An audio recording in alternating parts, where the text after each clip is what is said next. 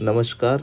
जैसा कि आप सब जानते हैं कि हम लोक साहित्य या जनपदीय साहित्य के विषय में पढ़ रहे हैं और लोक साहित्य तथा जनपदीय साहित्य को पढ़ते समय लोक क्या है और साहित्य क्या है, इस विषय पर हम पीछे कुछ वीडियोस में ये सारी चीज़ें देख चुके हैं और उसी क्रम में आगे भी हम इसी चीज़ पे बात करने के लिए यहाँ उपस्थित हुए हैं। जैसा कि हम सब ने ये जाना या जानने की कोशिश किया कि लोक जो यहाँ लोक जिस लोक की बात की जा रही है या जिस लोक से कहीं न कहीं साहित्य का निर्माण हुआ है या साहित्य की निर्मिति की जा रही है, वो लोक है क्या? या जन वो किस जन के विषय में बात की जा रही है?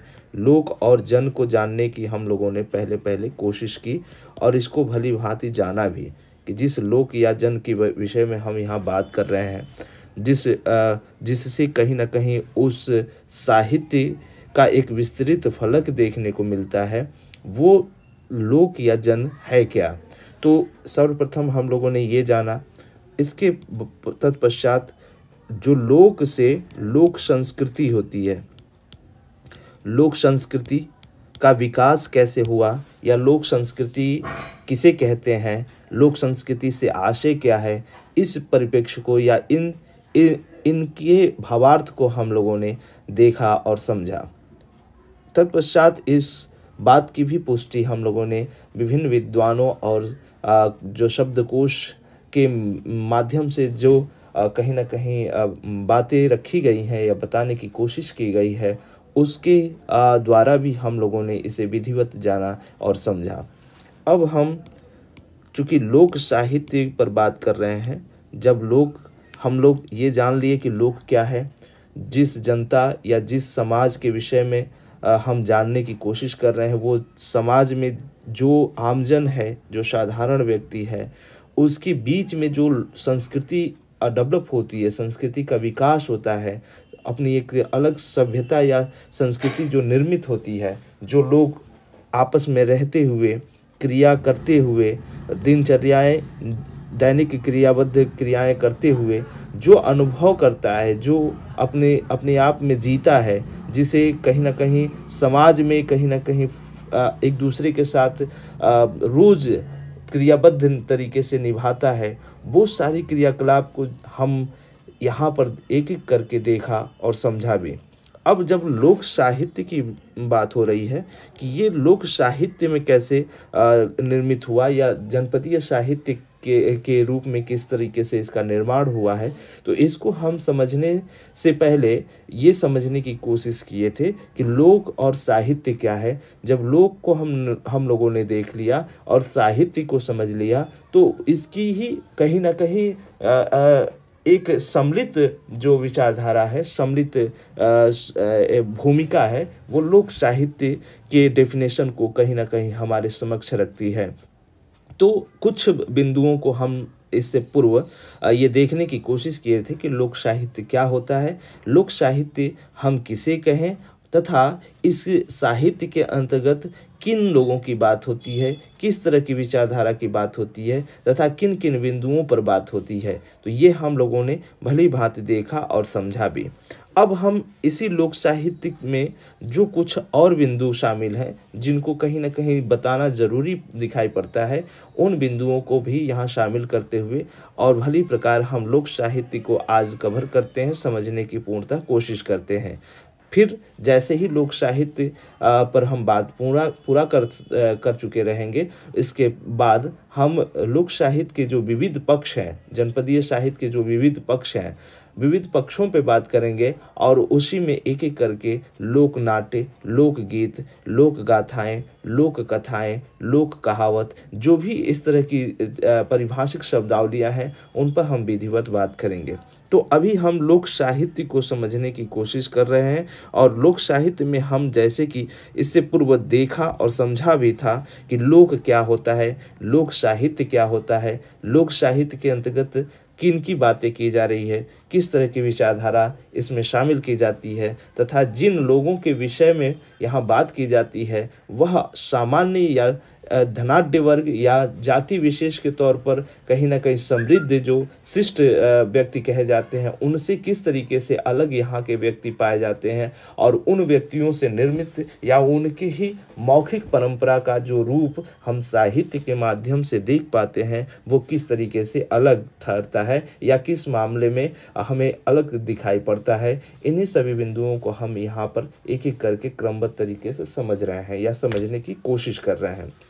तो आगे हम इस चीज़ को कंटिन्यू करें और समझने की पूर्णतः कोशिश करें कि लोक साहित्य किस मामले में अलग दिखता है या किन बिंदुओं को लेकर अपने अंदर समाहित किया हुआ दिखाई पड़ता है। तो यहाँ पर पहला जो बिंदु दिखाई पड़ रहा है उसमें यह स्पष्ट बात कही गई है कि लोक साहित्य किसी देश में निवास करने वाले सामान्य लोग, जन अथवा जनमानस की भाषा, संस्कृति और सभ्यता का जीवंत साहित्य होता है। अर्थात किसी भी देश में, किसी भी काल में, किसी भी परिस्थिति में, किसी भी जगह पर जो लोग निवास करते हैं, रहते हैं, उनकी अपनी क्या होती है, भाषा होती है, अपनी संस्कृति होती है, अपनी सभ्यता होती है, और वो सभ्यता जीवंत होती है, यानी परंपरागत तरीके से चलती रहती है। एक पीढ़ी से दूसरी पीढ़ी, दूसरी पीढ़ी से तीसरी पीढ़ी, इस तरीके से वो मौखिक परंपरा के रूप में लगातार चलती रहती है। और यह साहित्य जनवाणी से अभिभूत होकर उस समाज के सामाजिक, आर्थिक, राजनीतिक, धार्मिक एवं सांस्कृतिक आदि सभी पहलुओं का यथार्थ चित्रण करते हुए दिखाई पड़ती है, जो एक जन चेतना के रूप में निर्मित होता हुआ दिखाई पड़ता है। कहने का तात्पर्य यह है कि यह समाज के उन सभी पक्षों को, चाहे वो सामाजिक हो, आर्थिक हो, राजनीतिक हो, धार्मिक हो, उन सभी पक्षों को कहीं ना कहीं खोलती हुई नजर आती है। वो व्यक्ति इन्हीं सभी बिंदुओं के इर्द गिर्द अपने जीवन यापन, अपने क्रियाकलापों को करता हुआ दिखाई पड़ता है। और जब इस तरह की क्रियाकलापों में वह अपनी सभी पक्षों को शामिल करता हुआ, जीता हुआ अपने जीवन क्रियाकलापों में उद्भुत करता है, यानी खोल कर रखता है, तो उसी का एक विस्तृत रूप हम साहित्य के माध्यम से देख पाते हैं। और जिस साहित्य के माध्यम से देख पाते हैं वही जन चेतना का साहित्य है, वही लोक साहित्य है, वही जनपदीय साहित्य है। तो यहाँ बात बिल्कुल स्पष्ट होती है और इस तरीके से हम यह कह पाते हैं कि जो लोक साहित्य है वो किस तरीके से अलग दिखता है। लोक साहित्य पारंपरिक ज्ञान और संस्कृति के प्रति आस्था लिखित भाषा के रूप में नहीं होती। वे मूलतः मुख से अभिव्यक्त भाषा के माध्यम से प्रसारित होती रहती है। लिखित साहित्य की तरह इसमें मिथक, प्राचीन परंपराएं, नाटक और रीति रिवाज का समावेश रहता है। यह गद्य और पद्य दोनों में रहता है। कहने का तात्पर्य यह है कि जो पारंपरिक ज्ञान है या संस्कृत का जो ज्ञान है, संस्कृत का ज्ञान कहने का मतलब जो एलीट क्लास, जो श्रेष्ठ साहित्य की बात की जा रही है, जो हमारे समाज में जो पढ़ा लिखा वर्ग रहा, जो कहीं ना कहीं अपने को एक नियमबद्ध तरीके से कोई भी ज्ञान देने के लिए हमेशा तत्पर रहा, अगर उसके साहित्य को उठाया जाए तो उसके साहित्य में कहीं ना कहीं पारंपरिक ज्ञान की बात की जाती रही है, एक सभ्य समाज की बात की जाती रही है, एक कहीं ना कहीं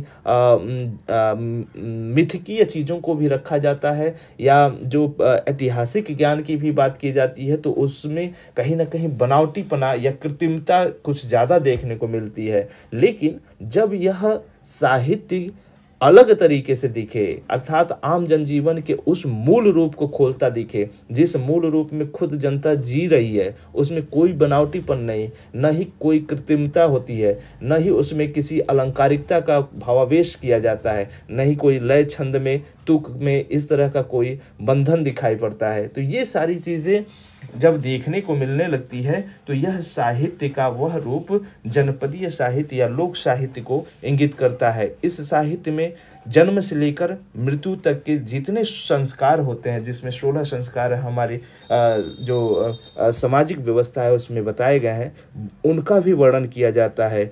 इस साहित्य में कहीं ना कहीं सुख और दुख की अभिव्यक्ति भी गाई जाती है। कहने का तात्पर्य यह है कि इस साहित्य के माध्यम से वो मूल निवासी जो जिस जगह पे रहते हैं उनकी एक भावधारा की अभिव्यक्ति पूर्णतः यथार्थ रूप में देखने को मिलती है। वह अपनी संस्कृति और सामाजिक परंपराओं को, रीति रिवाज को व्यवहारिक रूप में सदैव संवाहक के रूप में, संवाहक कहने का तात्पर्य है कि एक पीढ़ी से दूसरे पीढ़ी, दूसरे से तीसरे पीढ़ी में या अपने समकालीन जो भी लोग रहते हैं उन तक पहुंचाने की पूर्णतः कोशिश करते हैं। यही कारण है कि निरंतरता इसमें बनी रहती है और यह साहित्य हमेशा जीवंत रहता है, क्योंकि यह मौखिक परंपरा के तरीके से चलता रहता है। और जब किसी भी साहित्य का मौखिक रूप लोगों के समक्ष उपस्थित होता है तो वह मौखिक परंपरा एक लंबे समय तक जीवित रहती है। हाँ, यह सहज रूप से कहा जा सकता है कि इसमें कहीं ना कहीं बदलाव या नवीनता का रूप देखने को जरूर मिलता है। लोक साहित्य का प्रधान गुण, यह बहुत बहुत महत्वपूर्ण है कि इसके प्रधान गुणों को भी जानना जरूरी है।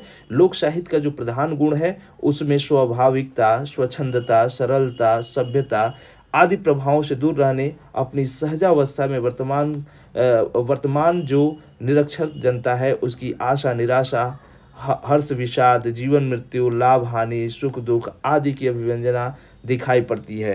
कहने का तात्पर्य यह है कि जिस साहित्य में स्वाभाविकता हो, स्वच्छंदता हो, सरलता हो, सभ्यता के प्रभाव से दूर रहने की अपनी एक व्यवस्था दिखे, ये अधिकतर शिष्ट साहित्य में ऐसा देखने को मिलता है कि वह अपनी परंपरा को निश्चित तौर पर दिखाने की कोशिश की जाती है, लेकिन उसमें कहीं ना कहीं एक कटिबद्धता होती है, एक कहीं ना कहीं नियमबद्धता होती है और वो भी एक मानक तय होता है कि हम इतने ही चीज़ों को दिखा सकते हैं, इससे ज़्यादा हम दिखाने की कोशिश ना करें। तो ये सारी चीज़ें जो रुकावटें उत्पन्न होती हैं, जिसमें एक ढांचा होता है, उस परंपरागत या दैनिक क्रियाओं का एक ढांचा जो बना होता है, उस ढांचे के परिप्रेक्ष्य में यदि कोई कार्य किया जाता है तो वह साहित्य का मूल या यथार्थ रूप आना वंचित हो जाता है, अर्थात उसमें वह यथार्थता देख पाना संभव नहीं हो पाता। जबकि जो लोक साहित्य होता है, जो जनपदीय साहित्य होता है, इसमें इस तरह की कोई समस्या नहीं दिखती। यहाँ पर यथार्थ का बिल्कुल स्पष्ट रूप देखने को मिलता है, अर्थात जिस भाषा में, जिस शैली में, जिस तरीके से लोग अपने जीवन को जीते हैं, उसमें हंसते कूदते हैं, उसमें सुख दुख का अनुभव करते हैं, हर्ष और विषाद की अनुभूति करते हैं, वो सारी की सारी चीज़ें यहाँ पर अभिव्यंजित होती हैं, दिखाई पड़ती हैं। तो इस तरीके से कहीं ना कहीं आशा निराशा, हर्ष विषाद के जो भी यथार्थ रूप यदि हम साहित्य में कहीं ना कहीं लिखित रूप में हो या मौखिक रूप में जब हम देख पाते हैं या देखते हैं, तो वो पूरा का पूरा समृद्ध या एक जगह एकत्रित किया हुआ जो भी वर्णित किया हुआ साहित्य हमें दिखाई पड़ता है, वह लोक साहित्य के दायरे में शामिल किया जाता है और वो लोक साहित्य कहा जाता है। चूँकि एक बात हम पहले भी बता चुके हैं कि इसमें प्रकृति परिवर्तन में होने वाले जितने गीत इससे जुड़ते हैं वो सभी इसमें शामिल किए, जैसे त्योहारों के, उत्सवों के, पर्वों के और धार्मिक जो गीत होते हैं, ऋतु परंपरा से जो गीत होते हैं, खेत खलिहानों में कटाई रोपाई और इस तरह का जो भी गीत बनाकर गाए जाते हैं या कहानियाँ गढ़ी जाती हैं और वो जनमानस के बीचों बीच उसको फैलाई जाती है। तो ये परंपरा जो चली आती है, इसमें केवल यह नहीं है कि सुख दुख ही मनुष्य का शामिल है, इसमें प्रकृति का भी सहभाग है। कहीं ना कहीं जो आसपास के जीव जंतु हैं, जिससे कहीं ना कहीं मनुष्य प्रभावित होता है, अपने आसपास की घटनाएं जो भी घटती हुई दिखाई पड़ती है, जिससे व्यक्ति अपने को प्रभावित होकर जोड़ पाता है या उसकी संवेदना में अपनी संवेदना का तारतम्य बैठा पाता है, उन सभी चीज़ों का, उन सभी तत्वों का प्रभाव कहीं ना कहीं इन गीतों में, इन कहानियों में देखने को मिलता है। तो यह एक बड़ी परंपरा जो लोक कथाओं के रूप में या लोक नाट्य के रूप में या लोक गीतों के रूप में यहाँ निरंतर चलती हुई दिखाई पड़ती है, यह देखने को मिलती है। ये सभी गीत, कथाएं, हास्य, नाट्य लोक साहित्य के अंतर्गत आते हैं। लोक साहित्य व्यापक है, इसमें मिट्टी की सौंधी गंध मिलती है, ये कहने की ज़रूरत नहीं है, क्योंकि यह ज़मीन से जुड़ी होती है और ज़मीन से जब जुड़ाव होता है तो निश्चित तौर पर इसमें वो माटी की महक दिखाई पड़ती है, वो ज़मीनी भाव दिखाई पड़ता है, वो ज़मीन में जो लगाव है ज़मीन से, एक किसान का, एक आम जन व्यक्ति का, एक साधारण व्यक्ति का, एक गरीब व्यक्ति का, जो अपनी ज़मीन के लिए, अपने घर के लिए, अपने परिवार के लिए, अपनी प्रकृति के लिए जान न्यौछावर करने के तत्पर रहता है, वो सभी के सभी यहाँ पर देखने को मिलती है। लोक साहित्य बहुविध कहने का मतलब है जो बहुत विधाओं में लिखी जाती है, जैसे नाटक हुआ, गीत हुआ, कथा हुआ, नृत्य हुआ, संगीत हुआ, पहेलियाँ हुई, मुकरिया हुई आदि जो भी इसका एक विधा है, जो भी विधाओं में इसको गाया जाता है, कहा जाता है, बोला जाता है, नृत्य किया जाता है, नौटंकी खेली जाती है, ये जो भी चीज़ें से जिस जिस जिन माध्यमों से इसको प्रेरित किया जाता है, तो ये कहा जा रहा है कि लोक साहित्य बहुविध, बहुरंगी, बहुशैली, बहुजन एवं बहुहित साहित्य है। कहने का तात्पर्य यह है कि इसका एक व्यापक रूप हमें देखने को मिलता है, और इस ऐसा नहीं है कि ये केवल संक्षिप्त या कुछ कुछ बिंदुओं को ही समेटे हुए दिखाई पड़ता है, बल्कि इसका एक व्यापक रूप हमारे समक्ष दिखाई पड़ता है। और वह व्यापक रूप हम देखकर यह स्पष्ट कर पाते हैं कि कहीं न कहीं जो लोक साहित्य है वह जीवंत है और सदैव अपनी परंपरा को, अपने रीति रिवाज को, अपने लोगों की संस्कृति को सदैव विद्यमान रखते हुए एक दूसरे के पास पहुंचाने में निरंतर प्रगतिशील बना हुआ दिखाई पड़ रहा है। तो इन सभी चीज़ों से यह स्पष्ट हो जाता है कि जो जनपदीय अथवा लोक साहित्य के साहित्य है, उसके माध्यम से समाज में स्थित मानवीय जीवन के उस भावधारा तथा परिस्थितियों को व्यक्त करने का इस्तेमाल किया जाता है, जिसमें सामान्य व्यक्ति और व्यक्ति के बीच घटने वाली घटनाओं, इच्छाओं, परिस्थितियों आदि से निर्मित विचारों का समन्वित रूप द्रष्टव्य होता है, जो वह अपने आसपास जीता है, अनुभूत करता है अथवा उसी के अनुरूप अपनी कल्पना, सोच व विचार को निर्मित करता है। वह जिस भाव में, अपनी जिस भाषा में तथा अपने दैनंदिन क्रियाकलापों को करता हुआ जीवन यापन करता है, इस साहित्य के अंतर्गत ठीक उसी तरह या उसी रूप में या उसी स्थिति में चित्रित भी मिलता है। यही कारण है कि इसमें वर्णित या चित्रित सभी स्थितियों व परिस्थितियों का स्वरूप यथार्थ रूप में दिखाई पड़ता है। इन सभी बिंदुओं को हम पहले भी बता चुके हैं कि किस तरीके से इसमें जो भी घटनाएं, जो भी परिस्थितियां, जो भी इच्छाएं जो मनुष्य के अंदर निर्मित होती हैं, उसमें किसी प्रकार का या किसी तरीके का बनावटीपन नहीं होता है, न ही कृत्रिमता होती है। बिल्कुल उसी रूप को हम इसमें पाते हैं जिस रूप में उसने अपनी मूल वेदना को प्रकट किया है, जिस भावधारा में उसने अपनी भावों को व्यक्त करने की कोशिश की है। उसी भावों को हूबहू उसी तरीके से लिपिबद्ध कर देना या उसी तरीके से दूसरे तक पहुंचा देना, यही लोक साहित्य की खूबी है, यही विशेषता है। तो ये सारी चीज़ें लोक साहित्य में देखने को मिलती है, और यही कारण है कि लोक साहित्य में जो सोच, विचार या कल्पना जो भी चीज़ें दिखाई पड़ती है, वो एक सीमित दायरा न होकर एक व्यापक दायरा है।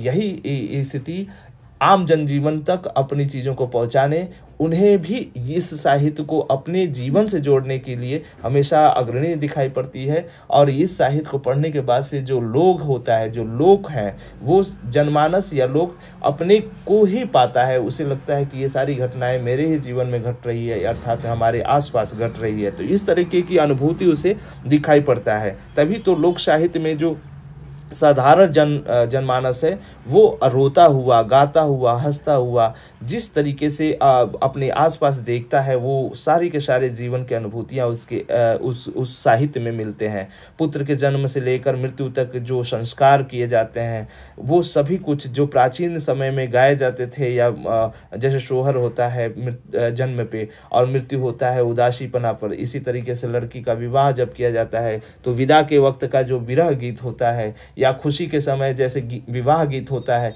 इस तरह की तमाम तरह की चीज़ें जो मूलतः जिस भाव में अभिव्यक्त होता है, उसी भाव में इस साहित्य में हमें इंगित रूप में मिलता है। तो कहीं ना कहीं चाहे वह ऋतु पर्व के रूप में हो, चीज़ों को दिखाया जा रहा हो, चाहे किसी उदासी अर्थात मृत्यु के समय जो भावधारा निर्मित हो रही है, उसी गीत या उसी परंपरा या उसी नाट्य शैली या उसी कहीं ना कहीं कथा विधा के रूप में वो हमारे समक्ष भी दिखाई पड़ती है।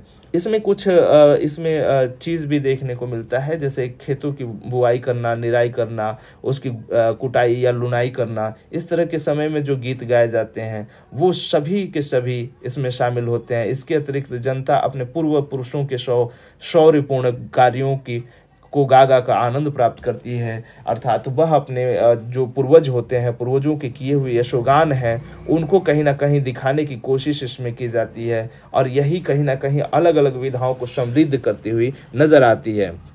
इससे अतिरिक्त सभ्यता के प्रभाव से दूर रहने वाली अपनी सहजावस्था में वर्तमान जो निरक्षर जनता है, उसकी आशा निराशा, हर्ष विषाद, जीवन मरण, लाभ हानि, सुख दुख आदि की अभिव्यंजना जिस साहित्य में देखने को मिलती है उसे ही लोक साहित्य कहा जाता है। इस प्रकार लोक साहित्य जनता का वह साहित्य है जो जनता द्वारा जनता के लिए लिखा जाता है। ये बहुत ही इम्पोर्टेंट चीज़ है कि वह साहित्य जो जनता के द्वारा जनता के लिए लिखा जाए वो मूलतः लोक साहित्य है। यह कम देखने के साहित्य का जो वास्तविक रूप हमें देखने में मिलता है, जो मुख्य धारा का साहित्य करते हैं या शिष्ट धारा का जो साहित्य है, शिष्ट लोगों का जो साहित्य है या शिष्ट लोगों द्वारा जो निर्मित साहित्य है, उसमें इस तरह की भावों को इंगित कर पाना कहीं ना कहीं हमें चुभने जैसी फीलिंग होती है, क्योंकि उसमें बनावटीपना, कल्पना और अलंकारिकता तथा चमत्कारपूर्ण शैली का इस्तेमाल कुछ ज़्यादा होता है। क्यों? क्योंकि उस साहित्य में कहीं ना कहीं पांडित्यपन, कहीं ना कहीं अपने को विद्वानों की श्रेणी में ज़्यादा उच्चतर रखने की एक मनोइच्छा दिखाई पड़ती है, जबकि लोक साहित्य में इस तरह के भाव नदारत होते हैं, नहीं के बराबर दिखाई पड़ते हैं। यहाँ पर उन्हीं भावों को प्राथमिकता दी जाती है जिसमें कहीं ना कहीं लोक जीता है, व्यक्ति जीते हैं और व्यक्ति अपने आसपास घटी घटनाओं से अनुभूति प्राप्त करते हैं। तो ये सारी की सारी चीज़ें इसमें देखने को मिलती हैं। अगर हम पुराणों और शास्त्रों के दृष्टि से देखें तो किस तरीके से लोक हमारे आसपास दिखाई पड़ता रहा है या लोक साहित्य का स्वरूप दिखाई पड़ता रहा है, तो हम देखते हैं कि राम के जन्म के समय जो सोहर गाए जाते हैं, जो गीत गाए जाते हैं जब उनका जन्म होता है, जो हमारे पुराणों में भी अभिहित है। रामचरितमानस में गोस्वामी दास जी ने खूब लिखा है इस विषय पर। कृष्ण के जन्म के समय भी सोहर गीत हुए और तमाम तरह के जो उनके संस्कार के समय जो गीतें दिखाई पड़ती हैं, जो लोकमानस या उस समय के सामाजिक वातावरण या समाज के लोगों की मनोदशा को व्यक्त करती हैं। इसी तरीके से और अन्य स्थितियों पर जो हमारे शास्त्रों में, जो हमारे पुराणों में अन्य विधाओं को या अन्य स्वरूपों को इंगित करते हुए जो जनमानस के बीच की चीज़ों को उभारने की कोशिश की गई है, वो सभी के सभी हम यहाँ पर उदाहरण के तौर पर देख पाते हैं। इसके अतिरिक्त जैसे चक्की पीसते समय, धान कूटते समय, खेती की निराई करते समय, चरखा चलाते या काटते समय जिस सामूहिक रूप से जिन गीत या कथाओं का वर्णन हमें दिखाई पड़ता रहा है, जो मौखिक रूप से एक दूसरे के पास चला आता रहा और फिर बाद में उसे लिपिबद्ध करके साहित्यिक रूप दे दिया गया, ये सारे के सारे ये सभी बिंदु हम लोक साहित्य के अंतर्गत पाते हैं और यही समृद्धिपना लोक साहित्य को और विस्तृत करती है। तो ये कहीं ना कहीं लोक साहित्य के समृद्ध या प्रभावशाली व्यक्तित्व को निखारने या व्यवस्थित करने में कहीं ना कहीं महती भूमिका निभाती है। जनपदीय साहित्य और लोक साहित्य की जो विशेषता है, इस पे हम एक नज़र डाल लेते हैं कि किस तरीके से इसकी विशेषता देखने को मिलती है। तो इसकी विशेषताओं में एक पहला जो महत्वपूर्ण है वो है लोक साहित्य का मौलिक होना।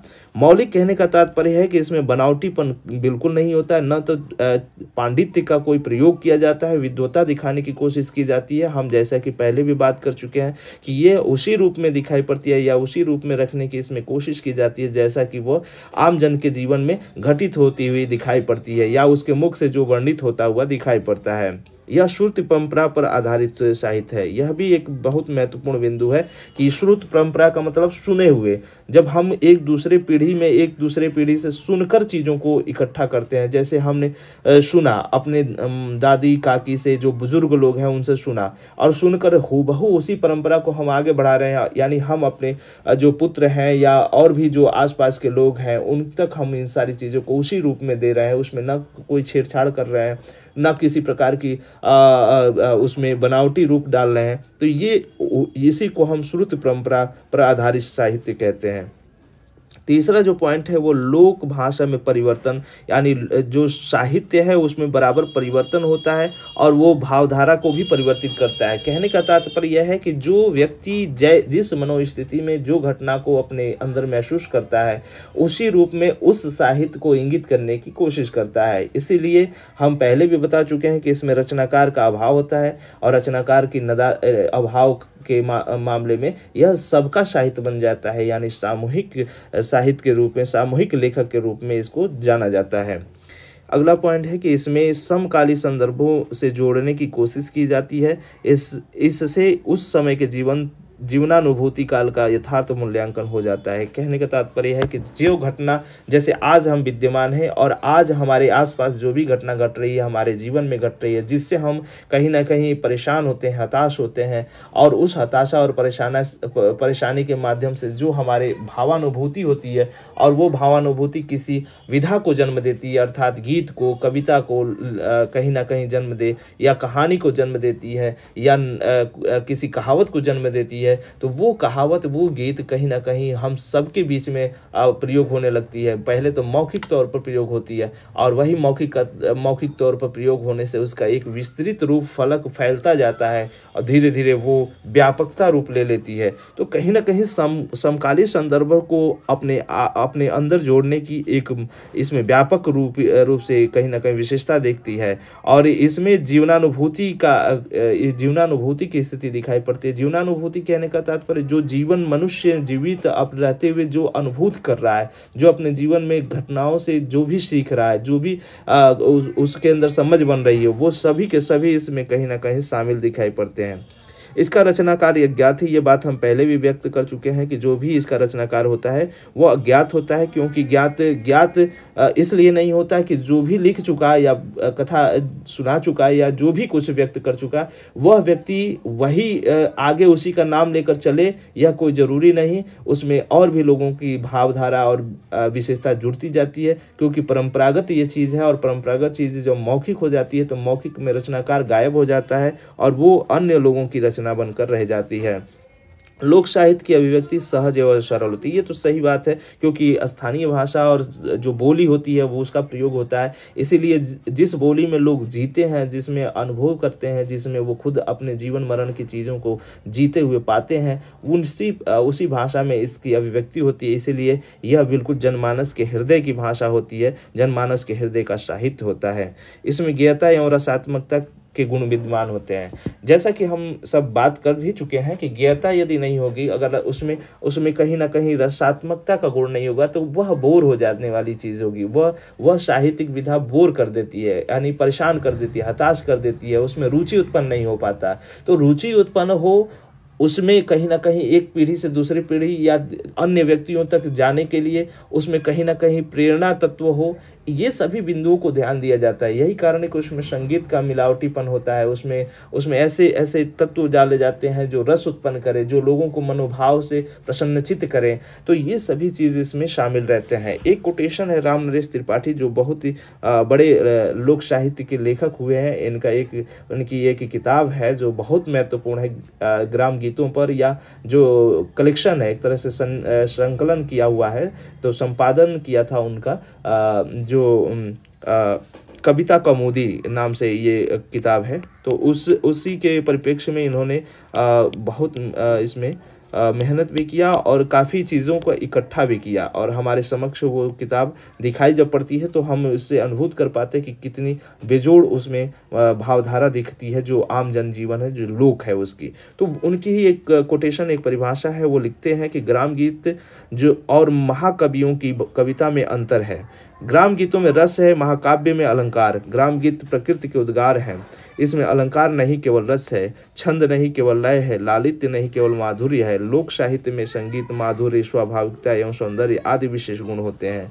बिल्कुल बात स्पष्ट है, और स्पष्ट इस मामले में है कि जो ग्राम गीत होता है वह महाकवियों की कविताओं में अलग अलग तरीके से दिखता है। क्योंकि जब इस तरह की भावधारा को महाकवि व्यक्त करने की कोशिश करता है तो वह कवि उस जन सामान्य की चीज़ों को लाने की कोशिश करता है। इसीलिए उसमें न तो अलंकारिकता का पुट बन पाता है और न ही उसमें किसी बनावटीपन का रूप दिखाई पड़ता है। वह सीधा सीधा उसी रूप को प्रदर्शित करता हुआ नजर आता है जिस रूप में वह लोकमानस जीवित अपने को जीता हुआ महसूस करता है, अपने आसपास की घटनाओं को घटित देख पाता है या अपने जीवन में उतार पाता है। यही कारण है कि इसमें अलंकारिक गुण दिखाई ज़रूर पड़ते हैं, लेकिन उस तरीके के नहीं जिस तरीके से शिष्ट साहित्य में देखने को मिलते हैं, विद्वत जनों के जो लेखनी में देखने को मिलते हैं। तो उस तरीके की भावधारा यहाँ देखने को नहीं मिलती, बल्कि वह सामान्य जनजीवन या सामान्य साहित्य के रूप में देखने को मिलती है। और यही स्थिति इसमें जो होती है इसे विशाल बनाती है। और लोक साहित्य में संगीत का माधुर्य का स्वाभाविक जो सौंदर्य है, जो प्रकृति सौंदर्य है, उसका एक कहीं ना कहीं मिश्रण देखने को मिलता है। और यही मिश्रण इसके व्यापकता को भी इंगित करता है, कहीं ना कहीं रेखांकित करता है।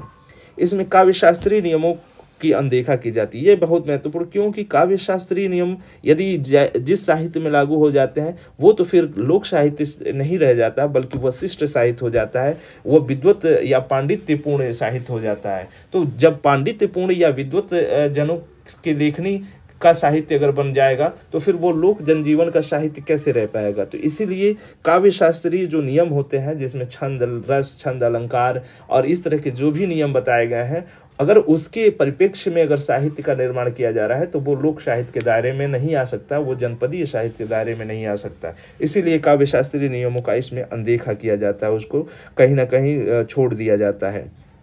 इसमें प्रायः जो सांप्रदायिक भाव एवं अनैतिक मूल्यों से दूर रहने की कोशिश की जाती है। ये बहुत इंपॉर्टेंट है। जो हमारे यहाँ जो समाज में एक तरह से घृणा उत्पन्न करने की भावधारा है, जैसे ऊंच नीच, आपस में कहीं ना कहीं टकराहट या द्वेष का जो भाव उत्पन्न होता है, क्योंकि यह जन सामान्य की जीवन की बात है। और जन सामान्य के जीवन में जो घटनाएं होती हैं उसमें इन सब चीज़ों की नदारदत दिखाई पड़ती है, क्योंकि ये गरीबी, अमीरी और इस तरह की भावधारा से ज़्यादा प्रेरित होते हैं। जबकि इस सांप्रदायिकता और धार्मिक जो अनैतिक जो समस्याएं होती है उस चीज़ों को यहाँ पर दिखाई पड़ पाना मुश्किल होता है। तो ये सारी चीज़ें शिष्ट साहित्य के क्षेत्र में ज़्यादातर देखने को मिलती है।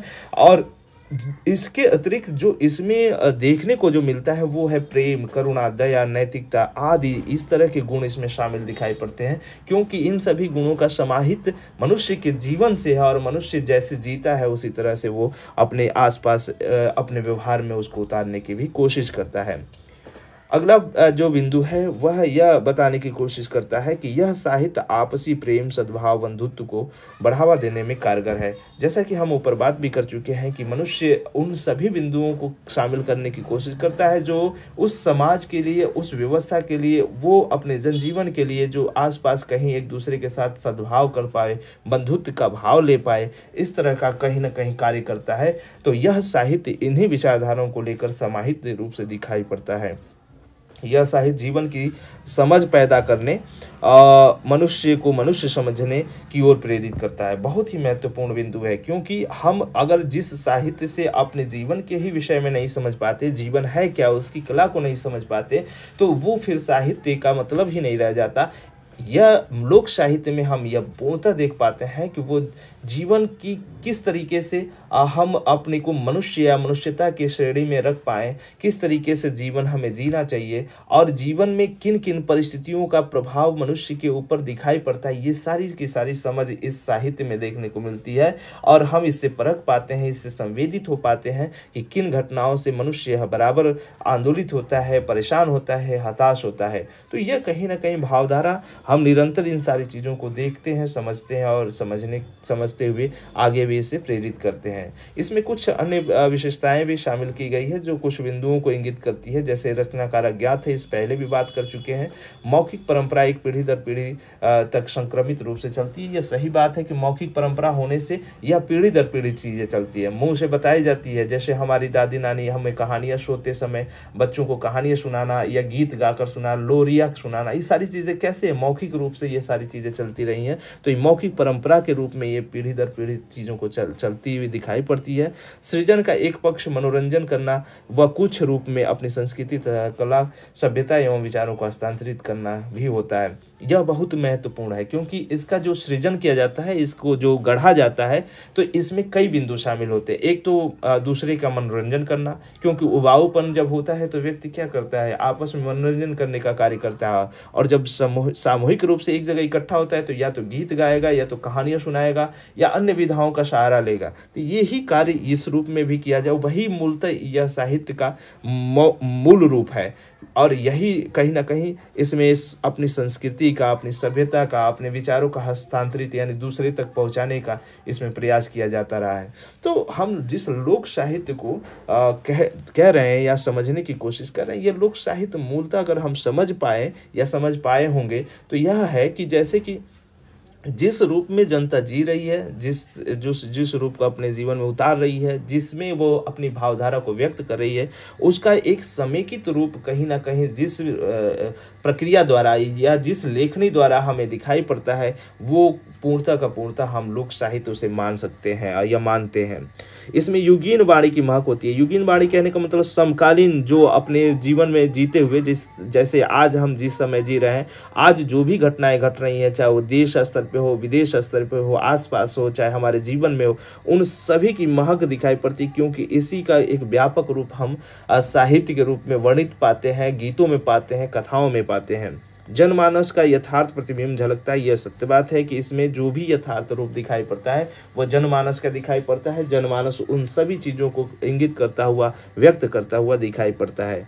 इसमें अनेक रचनाकार के योगदान से इसकी निर्मित की जाती है। अर्थात एक लेखक बहुत कम ही दिखाई पड़ते हैं कि किसी लेखक विशेष रचना दिखाई पड़े। ज़्यादातर इसमें कई लेखकों को या कई रचनाकारों की भूमिका होती है। जैसे कि हमने अब जिक्र भी किया था, चूँकि मौखिक परंपरा है तो एक जिसने कोई गढ़ा शुरू में, उसकी वह चीज़ न रहकर दूसरे पीढ़ी तक जब पहुंचती है तो उसमें भी कुछ नई चीज़ों को शामिल कर दिया जाता है। पूर्णतः फिर तीसरे चीज़ों तक पहुंचती है और उसमें और भी नया चीज़ शामिल कर दी। इस तरीके से मौखिक परंपरा का जो व्यापक रूप उसमें दिखने लगता है, दिखाई पड़ता है, वो एक रचनाकार का न होकर अनेक रचनाकारों का वो लेखन मिल जाता है।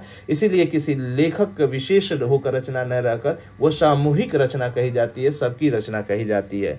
यदि किसी रचना का यहाँ पर विशेष तौर पर अध्ययन होता भी है, जैसे कि हम लोगों ने विदेशिया रचना को हम लोगों ने लिया था भिखारी ठाकुर की, तो उस नाट्य कृति जो है वो उस रचना में अगर किसी खास व्यक्ति यानी भिखारी ठाकुर की बात की जा भी रही है तो वो एक इंगित केवल नाम मात्र की, क्योंकि वो विदेशिया सबके साहित्य की भावधारा को व्यक्त करती है। सबका जितने जनमानस हैं, जितने भी भोजपुरी समाज के रहने वाले लोग हैं, उन सभी लोगों के जीवन धारा को, जीवनानुभूति को, जीवन परिस्थितियों को वो व्यक्त करती हुई नजर आती है। इसीलिए जो भिखारी ठाकुर है वो रचनाकार के तौर पर नहीं बल्कि एक प्रेरक के तौर पर, एक जीवंत व्यक्ति के तौर पर दिखाई पड़ते हैं। इसमें किसी भी नियमबद्ध या शर्त का प्रयोग नहीं किया जाता है, क्योंकि इसका लेखन एकदम बिल्कुल खुले तौर पर होता है। उसमें कोई बनावटीपन नहीं होता है। यथार्थ बिंदुओं को इसमें शामिल किया जाता है। न तो अलंकारिकता का बोझ होता है, न किसी छंद अंद और लालित्यपूर्ण जो भावधारा है, शैली है, उसका प्रयोग किया जाता है। तो ये सभी चीज़ें इसमें देखने को मिलती है। इसकी बोली जो है मिट्टी से जुड़ी होती है, ज़मीन से जुड़ी होती है। जैसा कि हम पहले भी बात कर चुके हैं कि जुड़ाव इसका जो मिट्टी से होता है, यह मिट्टी से जुड़ाव ही कहीं ना कहीं से सूधी महक की तरीके से व्यक्त करती है। इसमें जो भी चीज़ें मिठास को भरती है, उसमें मनोरंजक को भरती है, उसमें जीवंत पहलुओं को भरती है।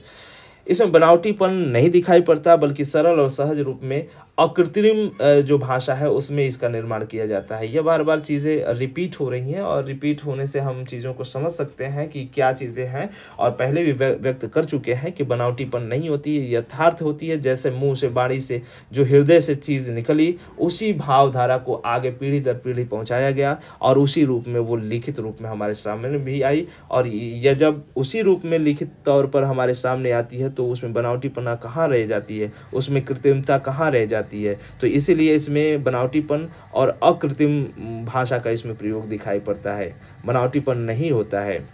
समयानुरूप परिवर्तनशील, जैसा कि हमने बताया भी कि परिवर्तनशील भी होता है। मान लीजिए कि आज जो पुरानी चीज़ें गढ़ी गई उसमें कुछ परिवर्तन करके नई चीज़ फिर से बना दी जाती है और उसी पुरानी चीज़ों को पुनः नवीन रूप दे दिया जाता है। तो यह परिवर्तनशील है, इसीलिए जीवंत है। यदि वह पुरानी चीज़ को ही चलाया जाता रहेगा तो वो निश्चित तौर पर डप हो जाएगी, वो जड़ हो जाएगी। इसीलिए उसमें परिवर्तनशीलता का भी गुण दिखाई पड़ता है। सुख दुख सभी भाव इसमें विद्यमान होते हैं। इसमें कहने की ज़रूरत ही नहीं नहीं है कि केवल प्रसन्नता ही होगी, उसमें दुख के और विरह के भी गीत होते हैं, विरह की भी कहानियाँ होती हैं। तो सुख और दुख दोनों प्रकार की इच्छाएं, दोनों प्रकार की कहीं ना कहीं भावधारा इसमें शामिल दिखाई पड़ती है। इसमें विशेषतः वक्ता और श्रोता एक ही होते हैं, अर्थात पाठक का अभाव होता है। पाठक कहने का तात्पर्य यह है कि इसमें सुनने वाला और बोलने वाला एक ही व्यक्ति होता है। जो बोल रहा है, जो कह रहा है, वो भी व्यक्ति सुन रहा है, और जो सामने है वो भी व्यक्ति उस चीज़ों को सुन रहा है। यानी यह एक कोई व्यक्ति सुनाने वाला नहीं होता है, बल्कि सभी लोग उस चीज़ों को कहते हैं और सभी लोग सुनाते भी हैं और सभी लोग सुनते भी हैं। तो यह एक ऐसा साहित्य है कि जिसमें किसी खास, यही कारण है कि इसमें खास किसी रचनाकार या किसी खास वक्ता का वो रूप नहीं दिखाई पड़ता है, बल्कि यह सबकी भाषा, यह सबका साहित्य दिखाई होती है। इसका जो सामान्य सृजन किया जाता है, लेखन जो प्रारूप बनता है, वो चंपू काव्य के रूप में बनता है, अर्थात गद्य और पद्य दोनों स्वरूप इसमें शामिल होते हैं, दोनों का कहीं ना कहीं स्वरूप दिखाई पड़ता है। कहने का तात्पर्य है कि कुछ लाइनें पद्यात्मक होती हैं, तो फिर कुछ लाइनें गद्य में लिखी जाती हैं, फिर पद्य में चलेंगे, फिर गद्य में चलेंगे। इस तरह का कहीं ना कहीं इसकी बनावट दिखती है, और यही बनावट कहीं ना कहीं इस साहित्य को एक अलग और व्यापक स्तर पर लेकर उपस्थित होती है। इसे लोक प्रयोगशाला की दृष्टि से भी उचित माना जाए। लोक प्रयोगशाला कहने का मतलब है कि इसमें नए नए तत्वों को शामिल किया जाता है। जैसे जैसे लोगों की मनोधारा या मनोवेग इसमें बदलते जाते हैं, उसी प्रकार से इसमें कहीं ना कहीं नए नए तत्व शामिल किए जाते हैं, नए नए भाव उसमें उपस्थित होने लगते हैं। तो ये सारी की सारी भावधारा या नए नए स्वरूप इसमें कहीं ना कहीं लोक प्रयोगशाला को इंगित करते हैं। यानी प्रयोग, जिस तरह प्रयोगशाला में हम नए नए रिसर्च करते हैं, नए नए बिंदुओं को लेकर सामने आते हैं, तो उन सभी चीज़ों का एक रूप यहाँ पर हमें दिखाई पड़ता है और उन चीज़ों को हम देख पाते हैं। अब अगली हेडिंग है, अगला जो पॉइंट है वो लोक साहित्य की अवधारणा। लोक साहित्य की अवधारणा से संबंधित है कि अवधारणा का तात्पर्य होता है विचार से, सोच से, विचार या सोच या एक तरह से समझ, कि आप इसको किस तरीके से, किस सोच को व्यक्त करने की कोशिश कर रहे हैं, किस तरह के विचार को व्यक्त करने की कोशिश कर रहे हैं। यानी सुविचारित जो धारणा होती है, एक तरह से धारणा, यानी इसको पढ़ने के बाद से जो धारणा होती है, किस तरह की धारणा इसमें व्यक्त होती है, उसकी बात जो कर रहे हैं, तो ये हम इसमें देखने की कोशिश करते हैं। तो लोक साहित्य की जो अवधारणा की बात होती है, इसमें कुछ बिंदु हम देख पाते हैं, देखने की कोशिश करें तो हम समझ पाएंगे कि जो जनजीवन है, जनजीवन की अवधारणा है, उसका एक सिंचित रूप हमें देखने को मिलती है। और वह सिंचित रूप किस तरीके से देखने को मिलती है, वो एक विचार या चिंतन के रूप में। जैसे जन सामान्य जब किसी भी चीज़ों से हताश या परेशान होता है, तो वो हताशा परेशानी किस तरीके से अपने को व्यक्त करता है, तो वो या तो किसी कहानी के रूप में व्यक्त करता है, या गीत के रूप में व्यक्त करता है, या किसी कहावत या मुहावरे या लोकोक्ति के रूप में व्यक्त करता है, या पहेली के रूप में व्यक्त करता है। तो ये विचारधारा जिस रूप में या जिस सोच से या जिस विचार शैली से वो व्यक्त करने की कोशिश करता है, तो वो वही इसका एक मूल रूप देखने को मिलता है। मानव द्वारा हृदय और मस्तिष्क में सुरक्षित, यह कहने की बात नहीं है, क्योंकि हम जब पीढ़ी दर पीढ़ी चीज़ों को चलाते हैं, मौखिक रूप से एक पीढ़ी से दूसरी पीढ़ी और दूसरी से तीसरी पीढ़ी तक ले जाते हैं, तो सबसे पहले वो मनुष्य के मस्तिष्क में ही विद्यमान होती है। और मनुष्य के मस्तिष्क में जब वह कई दिनों तक बनी रहती है, तो वो एक तरीके से नए पुराने संग्रहों को शामिल करते हुए पुनः वह दूसरे तक पहुंचाती है। जैसे हम कथा कहते हुए सुनते हैं, जब हम किसी बड़े मनुष्य, जैसे राम की कथा कही जा रही है, राम की कथा में गीत और संगीतों को भी शामिल किया जाता है, तो वो कथा को कहने वाला जो वक्ता होता है, वह बिल्कुल राम की कथा को हूबहू उसी तरीके से अपने मस्तिष्क में बैठाया रहता है, और उसी का वर्णन वो विविध रूपों में करता हुआ नजर आता है। इस तरीके से जो जनमानस होती है, जो सुनने वाला श्रोता होता है, वो जिस तरीके से उसे ग्रहण करता है, जिस रूप में उसे सुनता है, उसी विचारधारा में वह अपने को इंगित करता है, अपने को पाता है, और वो उसी की भावधारा अपने आप में जुड़ती जाती है। फिर वह जब किसी अन्य लोगों को तक सुनाता है, तो उसकी एक भाव परंपरा उसी तरीके से डेवलप होती जाती है। कहने का तात्पर्य है कि उस कथा, जो राम कथा का जो विचार रूप है, वह पीढ़ी दर पीढ़ी उसी रूप में चलती रहती है। उसमें कहीं ना कहीं कुछ संगीत का मिश्रण हो जाता है, तो कहीं ना कहीं कथा में कुछ शैलियों का प्रयोग कर दिया जाता है। लेकिन जो कथा कही जाती है वो राम के जीवन से जो जुड़ी है, वो परंपरा टू परंपरा उसी तरीके से चलती है। उसमें ना कहीं फेरबदल होता है, ना किसी तरीके का कोई चेंजिंग किया जाता है। यह पीढ़ी दर पीढ़ी संप्रेषित होती है, जिसको मैं अभी बात ही कर रहे हैं कि मौखिक परंपरा होने से वो किसमें एक पीढ़ी से दूसरी पीढ़ी तक पहुंचा दी जाती है। संप्रेषण करना, संप्रेषित करना यानी बताना, उसको कहना, उसको सुनाना, इस तरह की चीज़ें चलती है। अवसरों की प्राप्ति अथवा आवश्यकता अनुसार, जैसी जैसी आवश्यकता होती है, जैसे जैसे अवसर होते हैं, उन उन परिस्थितियों को उसमें शामिल करने की कोशिश की जाती है। यही कारण है कि जो 12मासा हम देख पाते हैं, 12मासा का प्रयोग यहाँ पर किया जाता है लोकगीतों में। तो लोकगीत में 12मासा जो लोकगीत होते हैं, या पर्व गीत होते हैं, या वैवाहिक गीत होते हैं, या ऋतु परंपरा के जो गीत होते हैं, वो अपनी शब्दावली को ही व्याख्यायित करते हैं। जैसे 12मासा की हम बात कर रहे हैं, तो 12मासा में यानी 12 महीने जो अलग अलग परिस्थितियों में जो गीत बनते हैं या गीतों का वर्णन किया जाए, गीतों का सृजन किया जाता है, वो किस तरीके से किस भावधारा में व्यक्त किए जाते हैं, उसका यहाँ पर प्रयोग किया जाता है, उसको यहाँ बताने की कोशिश की जाती है। तो ये वो उन बिंदुओं को यहाँ पर हम देख पाते हैं, समझ पाते हैं। इसमें जीवन के विविध समयों, अनुभवों एवं कलाकृतियों का समन्वित रूप यहाँ देख पाते हैं। जीवन के विविध रूप कहने का तात्पर्य है कि मनुष्य का जो जीवन है वो जन्म से लेकर मृत्यु तक एक विविध यानी बड़े परिवेश में एक तो पहले दिखाई पड़ता है। दूसरी बात है कि वो विविध रूपों में देखने को मिलता है। कभी अमीरी में वो झेल रहा है, कभी गरीबी को झेल रहा है, कभी वो खुश है तो कभी दुख है। तो ये कभी कभी वो अत्यंत पीड़ा में अपने को पाता है, तो कभी अत्यंत प्रसन्नता में अपने को पाता है। तो ये जो विविध रूप है जो उसके जीवन के, उन विविध रूपों का एक जो अनुभव है, उस अनुभव में निर्मित जो भी उसके उसके उसके द्वारा जो गीत परंपरा होगी, जो नाट्य परंपरा होगी, जो कहानी होगी, उसका एक समन्वित रूप हम देख पाते हैं, उसको यहाँ पर हम देखते हैं। मानव जीवन का यथार्थ रूप, ये तो पहले भी बात हो चुका है कि यथार्थ रूप दिखाई पड़ता है, इसमें बनावटीपन बिल्कुल नहीं होती है। अगला बिंदु है कि सामाजिक, आर्थिक, राजनीतिक, धार्मिक व सांस्कृतिक परिवर्तन के परिणाम स्वरूप भी कोई खास परिवर्तन नहीं दिखाई पड़ता, यानी यह अपने जमीन से जुड़ी होती है। राजनीतिक प्रभाव कितना भी हो, लोग के उसी तरह की चीज़ों में बने रहते हैं, वही भावधारा। यानी एक व्यक्ति जब वह निकलकर किसी शहर में चला जाता है, किसी दूसरे देश में चला जाता है, तो वह संस्कृतियों में अपने फेरबदल बहुत कम कर पाता है। हाँ, अपनी ऊपरी बनावट और ओढ़ाव में जरूर परिवर्तन करता है, लेकिन उसकी विचारधारा में जो संस्कृति और सभ्यता का जो रूप बना हुआ है, जो संस्कार बना हुआ है, वह संस्कार जल्दी नहीं निकल पाता। उसमें कहीं ना कहीं परिवर्तन लाने की एक लंबी परंपरा दिखाई पड़ती है। तो वह चाहे सामाजिक स्थिति हो, चाहे आर्थिक हो, चाहे राजनीतिक हो, या धार्मिक किसी प्रकार का कोई प्रहार हो, या उस पर कहीं परिवर्तन की बात हो, तो वो परिवर्तन अचानक नहीं होते और न ही उसमें जल्दी परिवर्तन दिखाई पड़ता है, बल्कि वह जनमानस के रूप में या मौखिक परंपरा के रूप में जैसे वो पहले से चले आ रहे हैं, जिस तरीके से दिखाई पड़ते हैं, वो लगातार बने रहते हैं। और वही रूप हम आगे साहित्य के माध्यम से भी देख पाते हैं, लोगों के बीच भी देख पाते हैं। यही कारण है कि यह लोक जन के बीच में ज़्यादा प्रचलित है।